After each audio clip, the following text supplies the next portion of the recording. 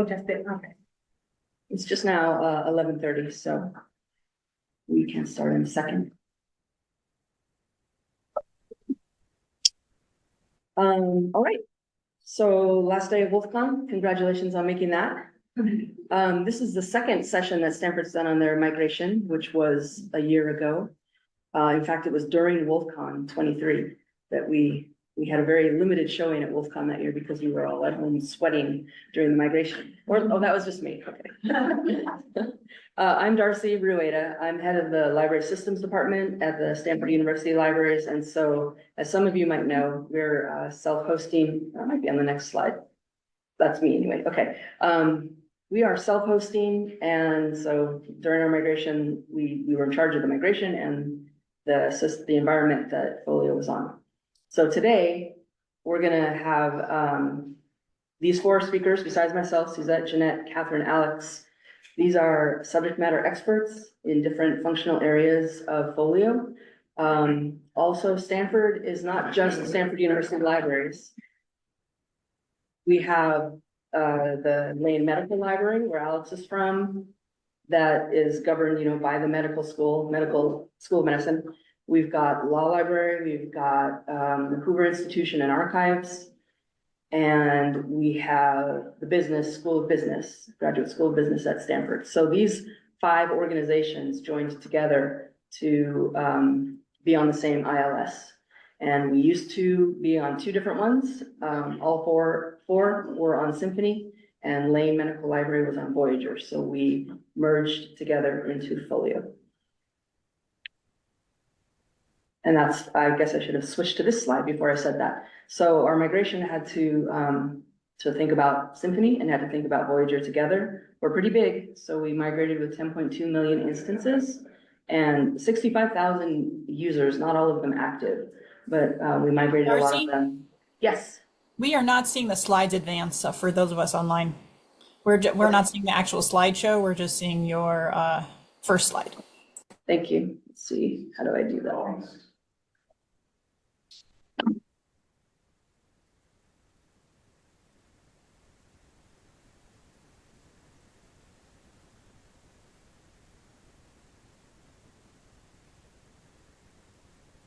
Which slide do you see now?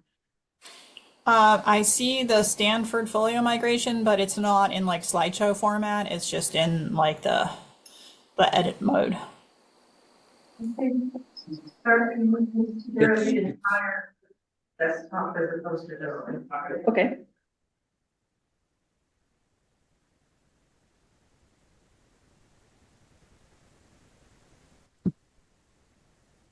That looks good. Thanks.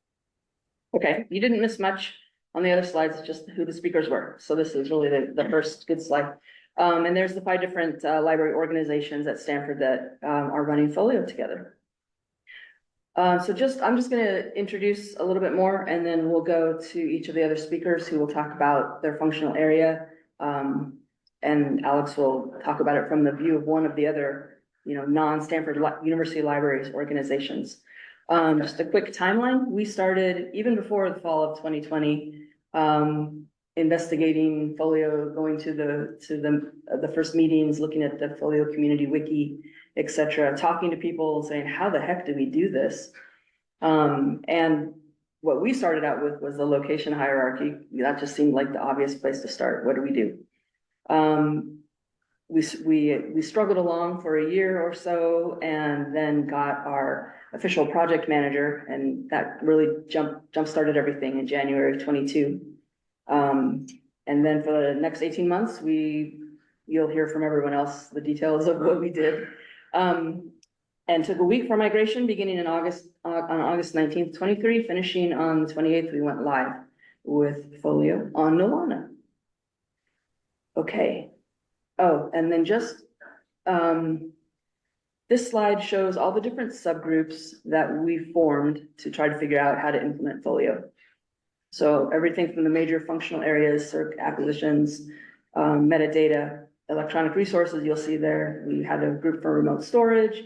We had a group that worked on setting up permissions, training, testing, documentation. We had a group to set up materials tracking because that was something Stanford was interested in. And it was a lot of people, so I know you can't see all those people on the second picture there, but probably 50 or more people working in one or more of those subgroups to make our implementation happen. Okay, so let me turn it over to Suzette, who'll talk about acquisitions.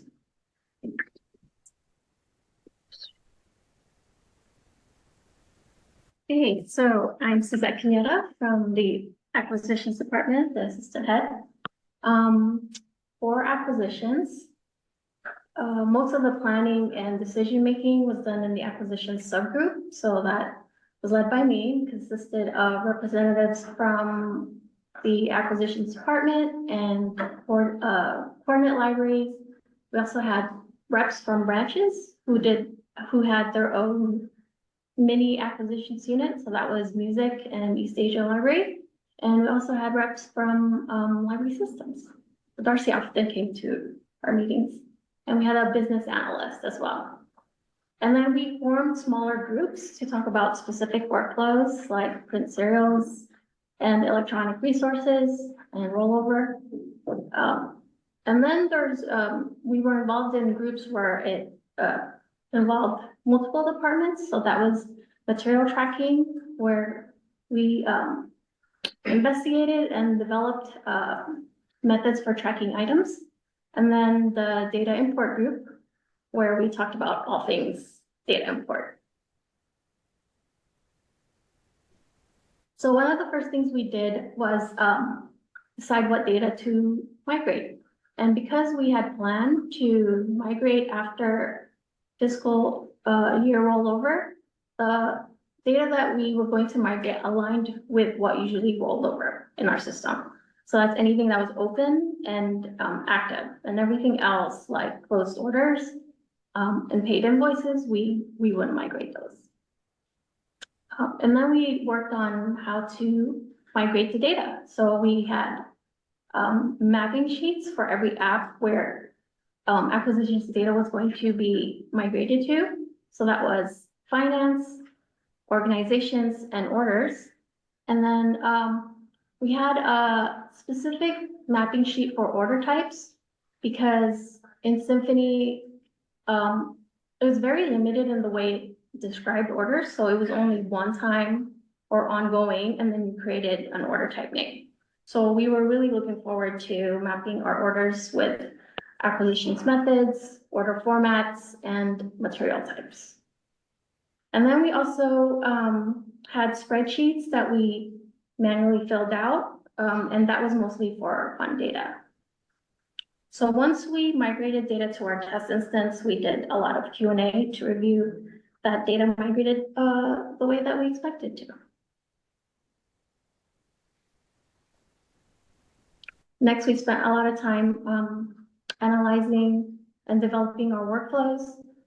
We did a gap analysis, and whatever was lacking or still being developed at the time, we tried to create workarounds for. Some of our workflows we just created the same way, and some we tweaked. And then there were workflows that were complex and needed a bit more coordination.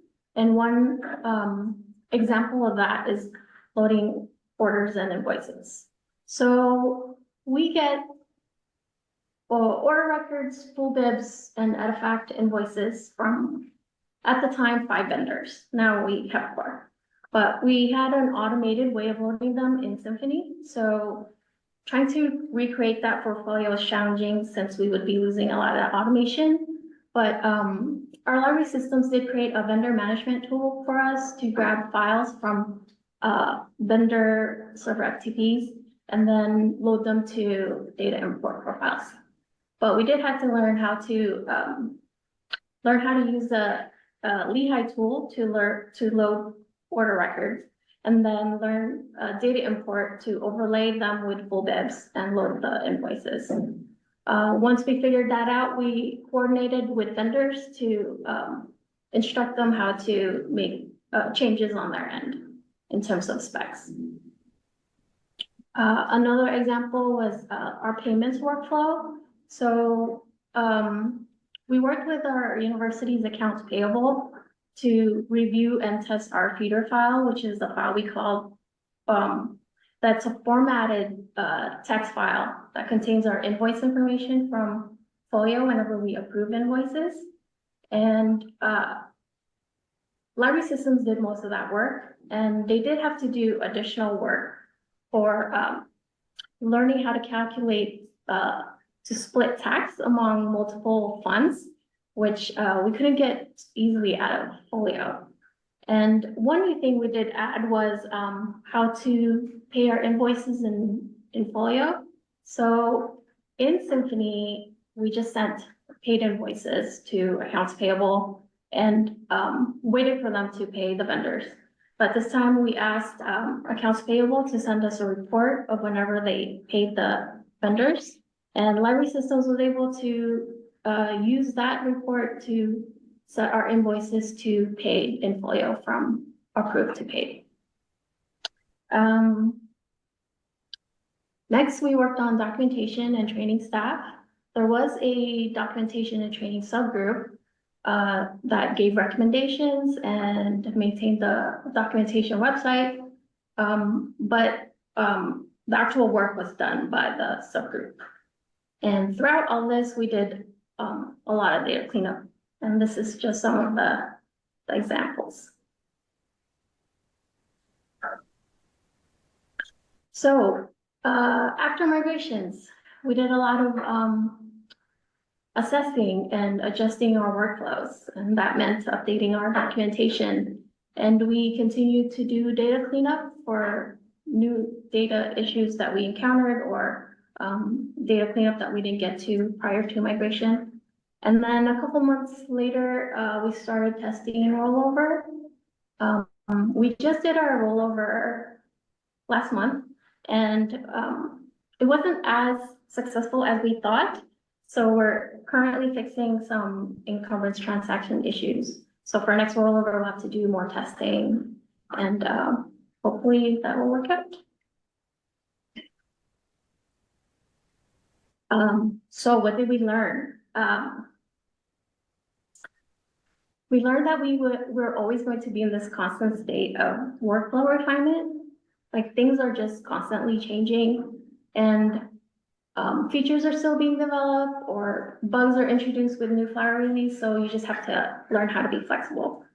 I think we also underestimated how much time we had to do all the things we wanted to do before migration, and how involved we would still be even after migration. But at the same time, we also gained control over certain aspects of the workflows that we didn't have before.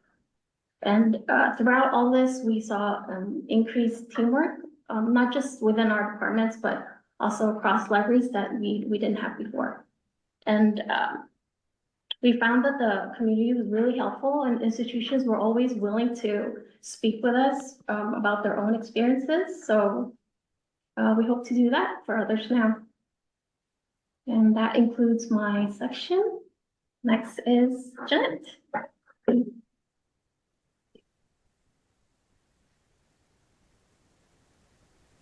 Okay, hi, I'm Jeanette Kelchik. I'm the head of our Data and E-Resources Control Unit in Metadata Services.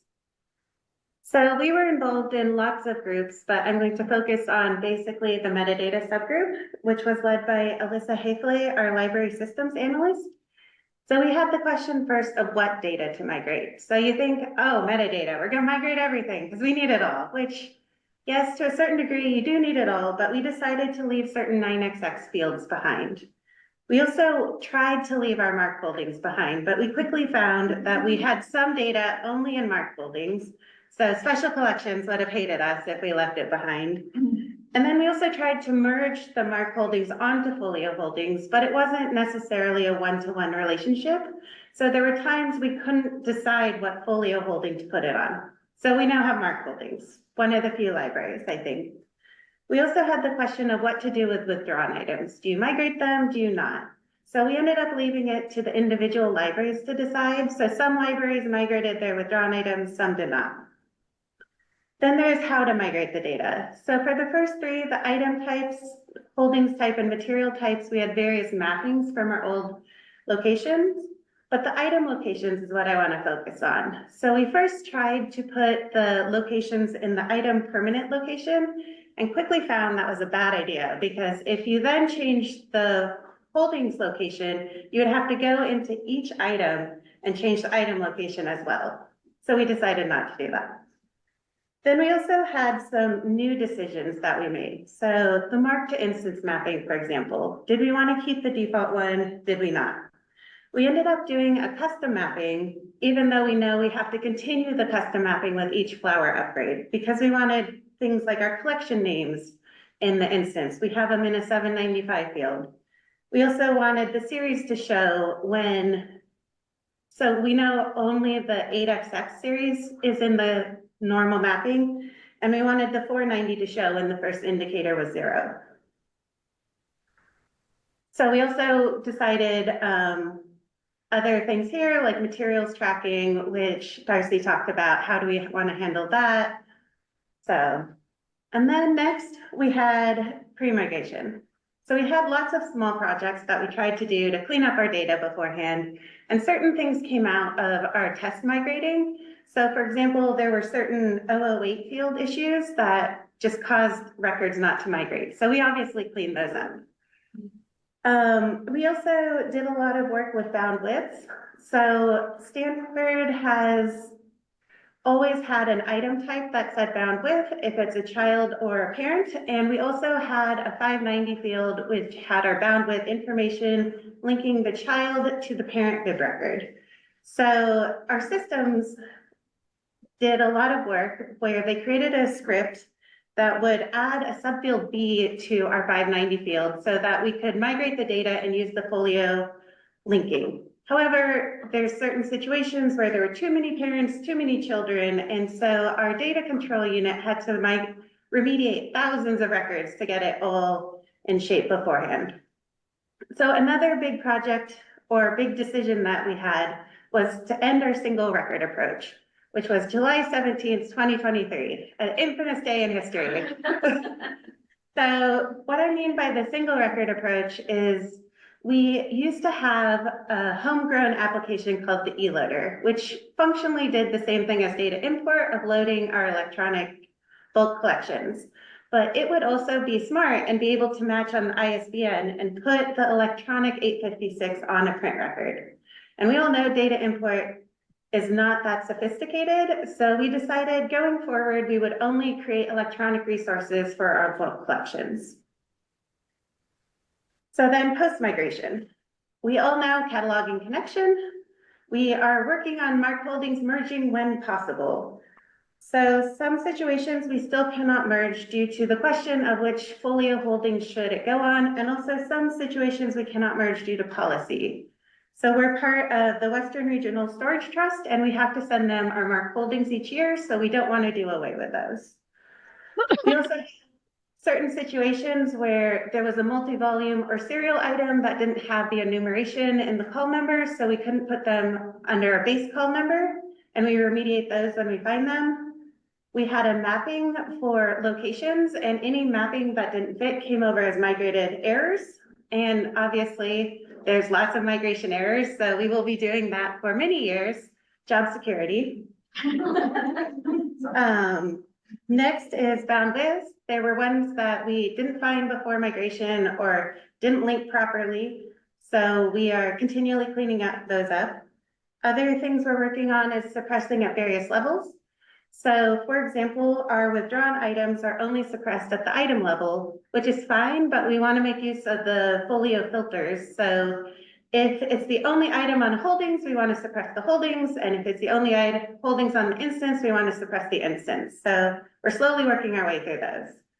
And then what might be a batch project at some point is where we don't have a 336, 337, or 338 field in a lot of older records. And we don't have subfield zeros in a lot of older records. So we want to make use of FOLIO filters when possible. So get 33X fields in there, and want to make use of automated linking when possible. So getting the subfield 0 in there. So what we're doing ongoing.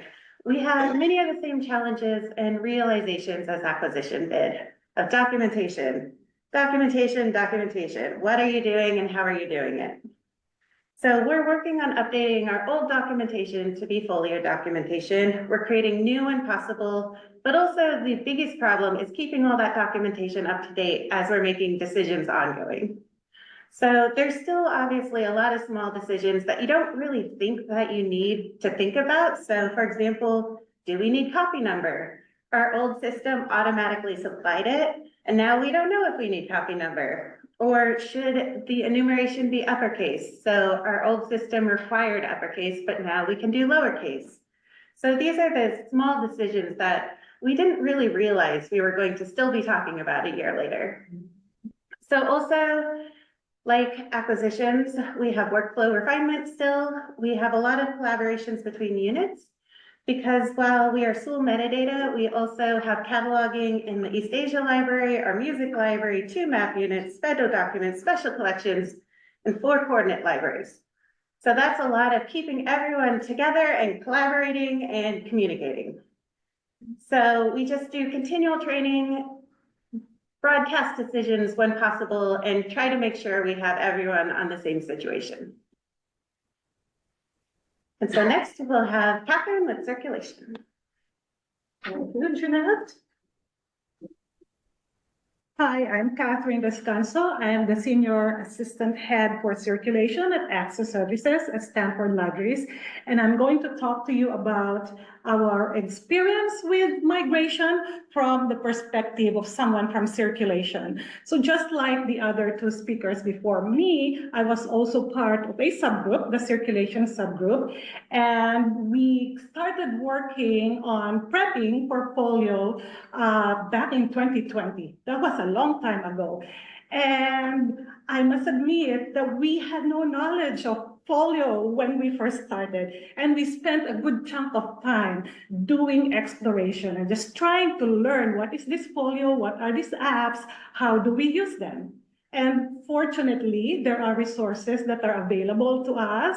There's the FOLIO wiki. That was very helpful. There's a lot of documentation. I know it's a bit of a challenge finding information and navigate the entire thing, but useful. There was, of course, the resource access FOLIO Slack channel, and we asked a lot of questions. Sometimes it felt like we were asking the dumbest question of all time, but we asked because we needed answers, and everybody was just so helpful and responsive. At some point, we needed help from a consultant, so we got one, thanks to Tara Burnett, who helped us along the way. Once we kind of felt that we had a good grasp of FOLIO, we started setting up our circulation settings and policies. So we worked on our loans, our requests, our fines policies, getting all those ready in our test environment so that we can build our circulation rules. And that's also a bit challenging because we are talking about writing circ rules for 11 libraries, and these libraries do not share the same policies at all times. And so we had to deal with that. And we also had to make a decision on how do we write the rules? How do we structure and organize them? Do we do it by library or by material type? And in the end, we decided to do it by material type. So we have books and periodicals and multimedia. And then per material type, then we have these rules by library and location. And so part of setting up also was that making sure that we documented everything. There were a lot of changes along the way. So we made sure that those were all documented. I forgot to mention that while doing our circulation rules, we had to test and retest and test and do this a number of times over and over again. Luckily, we had someone from our systems group, one of our systems engineer, Jeremy, who some of you might know, who created a circ rule tester for us. So that made testing a little bit easy. Can I interrupt you just for a second? It was actually, I think it was Aaron Nedefi at Duke that made Oh, made that, and then we borrowed, well, we used it. yes, She made it thank you, thank you. Okay, so another major component of our pre-migration preparations was doing a review of our policies and workflows. Of course, doing a gap analysis is a must, just looking at all our existing workflows to see if this will still work in the FOLIO environment. And we had to, we also spent a good chunk of time doing this. We had a business analyst who led this massive gap analysis and reached out to all our specialists, our circulation specialists, to find out what they're working on, what their specific tasks are, and for us to figure out how do we do this when we move to FOLIO. And if things are not going to be done the same way, is there a workaround, or what's the way to do this in this new environment? We made a major policy decision, and we took the FOLIO migration as an opportunity to go fines-free. So going fines-free was something that was discussed and has been discussed before, but it never really took off. But FOLIO gave us that great opportunity to work on that, work on a proposal, and submit it for approval to a library administration. So we went fines-free when we moved to FOLIO. And then another thing that we kind of had a rethink about was the use of pseudo patrons. We used a lot of pseudo patrons in our old ILS.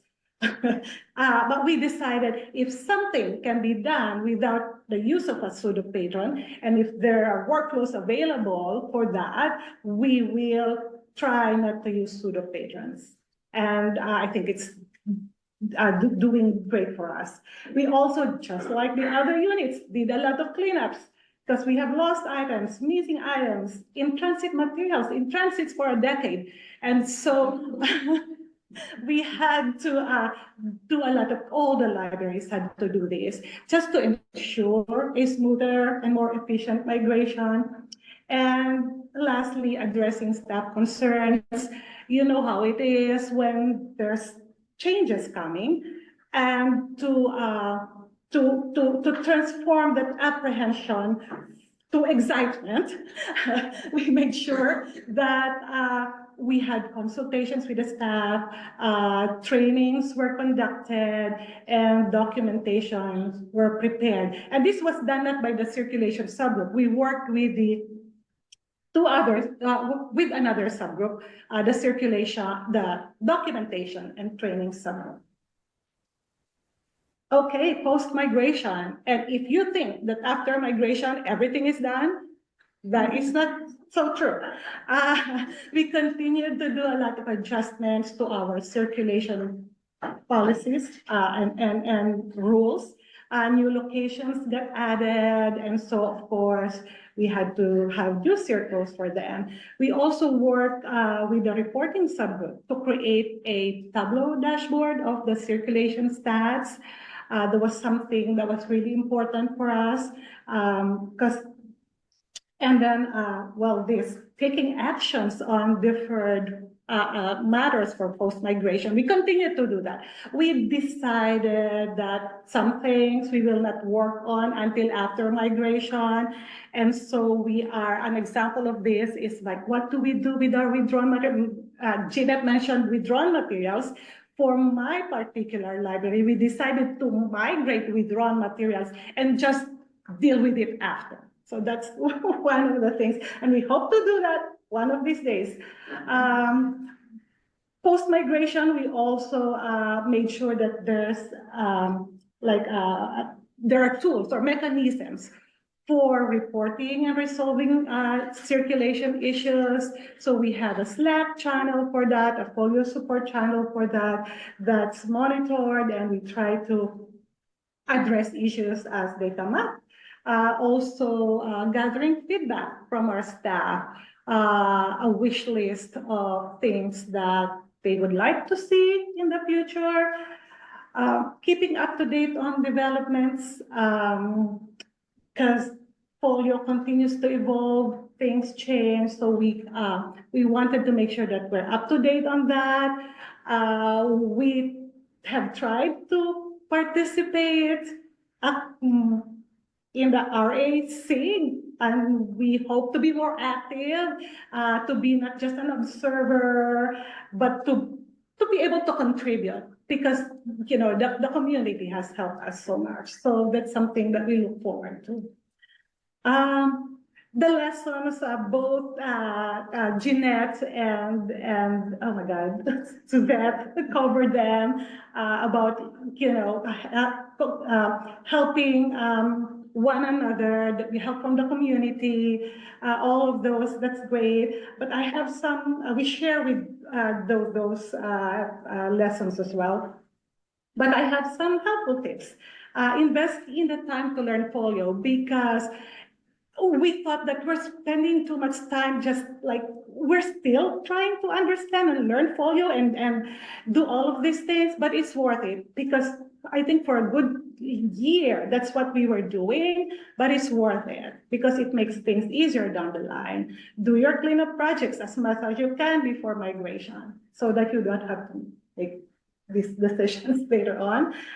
Pre-migration is a good time to review policies and to make changes that you have long wanted to make, and ask help from the community. As I've said, we can never thank them enough for being responsive, for all the help and the lessons that they have shared, and the tips and all of that. And document everything. That is also important, because you make a lot of decisions, and there's a lot of people who will also benefit from the documentation that you're making. So I just say document. And that's all I have to share. Now to Alex.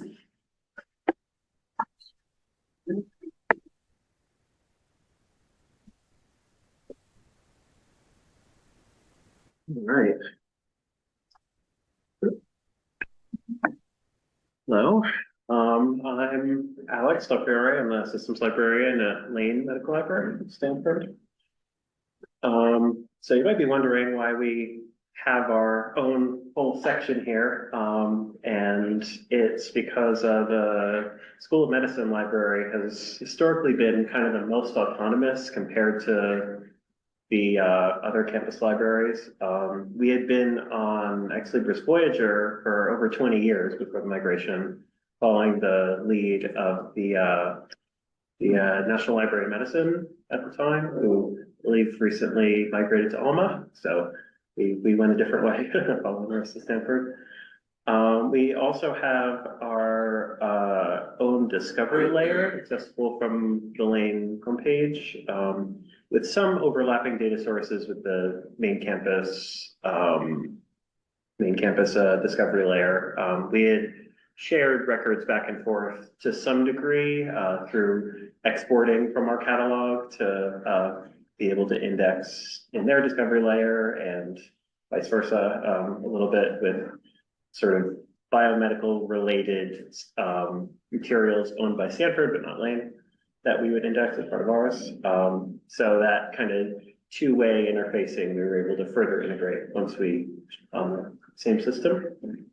And finally, as part of both Stanford University and under the umbrella of Stanford Medicine, which includes the affiliated hospital, clinics, and the Children's Hospital, we also provide borrowing privileges and access to materials for everybody affiliated with those organizations as well, to a different degree than main campus libraries do.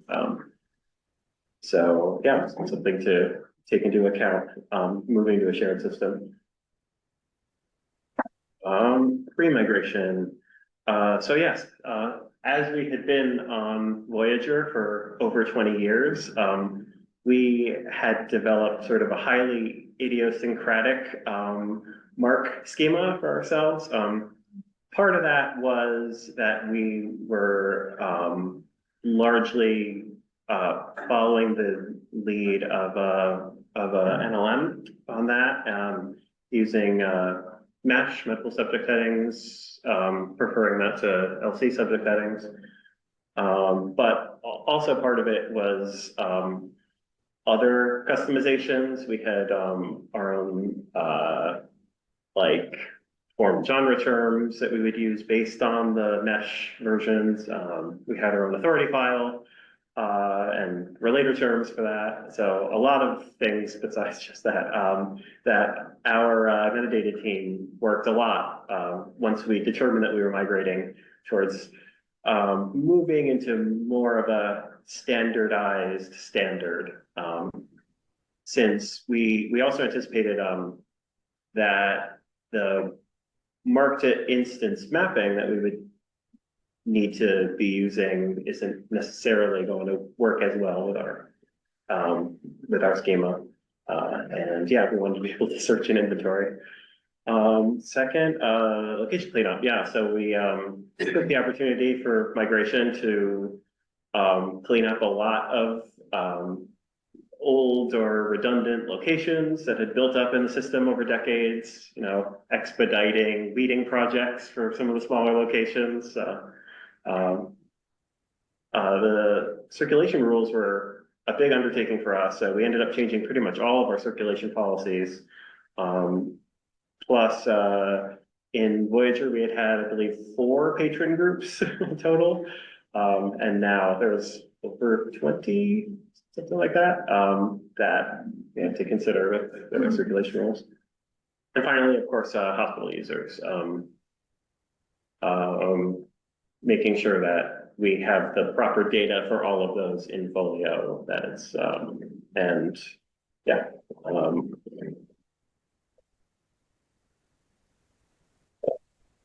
See.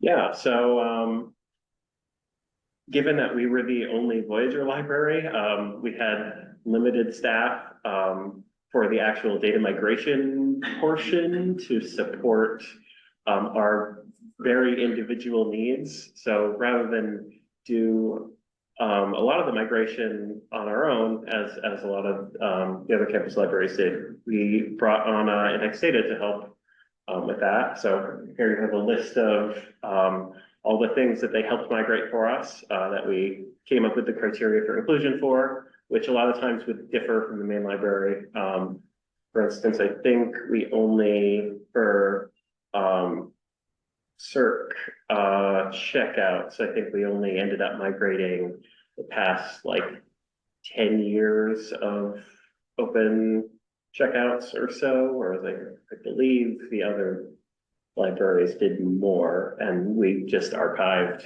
the older ones as sort of a static export from our own system. And yeah, so to that end, we relied on data dumps from the Oracle database under Voyager that Index Data then took and loaded with their suite of scripts. So it sort of cut our work in half, you know, the whole kind of ETL pipeline. We did kind of the extract and just a little bit of the transformation. They did the rest of the transformation and the loading. So yeah, they helped a lot. And post migration, like the other libraries, we're still sort of in the process of refining our workflows. We also carried over, we had full MARC holdings in Voyager. We had looked into the opportunity to potentially convert all of them to FOLIO holdings at the time, but we kind of decided last second, no, let's just keep them. Like, we don't feel like we're confident enough to fully map and not lose any data on these, because we had all sorts of customizations and serial specific information in there. But we have decided since then that we can map all of it and hope to eventually map to FOLIO only holdings soon. Yeah, and authorities is another thing that's in progress right now, which we're likely going to follow the lead of the main campus and not sort of maintain our old authority file and the practices there, that it's a chance to kind of sync up our workflow, which we have sort of, it'll be easier to maintain into the future. So the big lessons learned, again, the CERC rules were a huge undertaking that required a lot of coordination, both to learn the actual language, to write them, and to capture all of our current policies, desired policies in the new system. But it did pay off. It was a success story ultimately. Our access services staff have been happy with increased circulation, like notably that our items are now going out a lot more to and from the libraries on campus.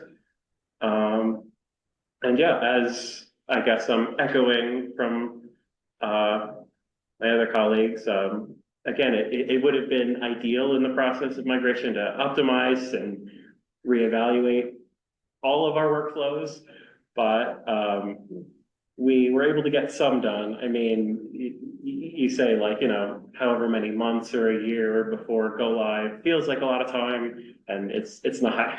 So, you know, and it's important to keep in mind kind of that until we're actually migrating, all your staff are still doing all their day-to-day work on the old system, and they have a finite amount of time and energy to actually, you know, invest in changing everything that they're doing. But I feel like we were able to do some of those big changes and then settled in some ways with intent to clean up things later. Which, yeah, that's where we are. That's where we are right now. I think that's a good place to be right. So, yeah, I guess I can turn it over if that's it. Do you have any questions for anybody or? Yeah, no, just nothing to wrap up, just if you have any questions, I think we still have time. Stay here. Yeah, we do. Yeah, we have over 5 minutes. Yeah, so, are there any questions? Put you off to sleep.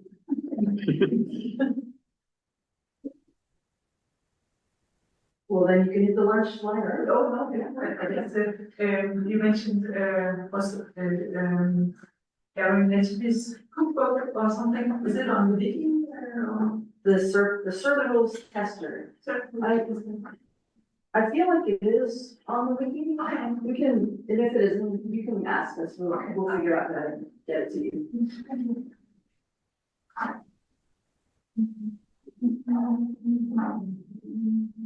All right, I think then we can stop and we'll be first in line for lunch. Yeah. Oh,